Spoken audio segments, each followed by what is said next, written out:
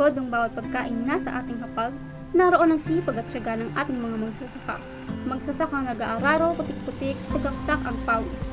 Pero sa dami ng hamon sa agrikultura mula sa mahal na abono, kakulangan sa makinarya hanggang sa epekto ng kalamidad, madalas ay naisasantabi ang kanilang pangangailangan. Kaya naman, inulusad ng pamahalaan ang iba't ibang programa at subsidiya para tulungan ang ating magsasaka. Isa ka bang magsasaka dito sa Libon? Hindi ka ba aware sa mga binibigay na suporta ng gobyerno para sa mga magsasaka tulad ng binhi, fertilizer at financial assistance? Ano ang RSBSA?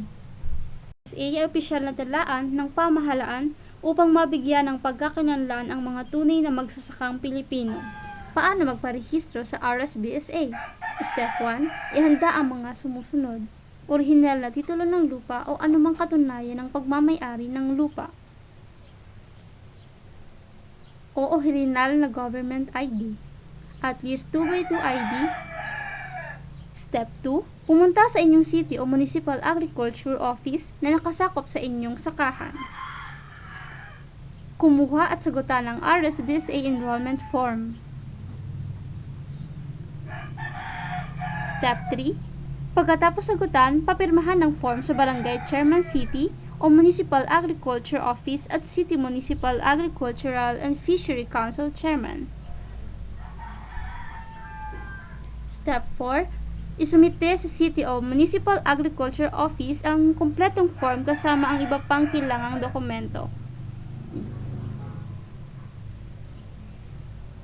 Step 5.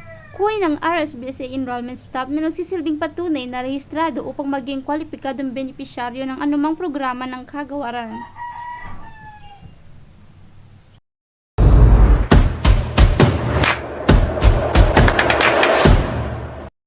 Sa tulong ng mga programang pang-agrikultura ng pamahalaan, unti-unti nating naiangat ang antas ng buhay ng ating magsasaka.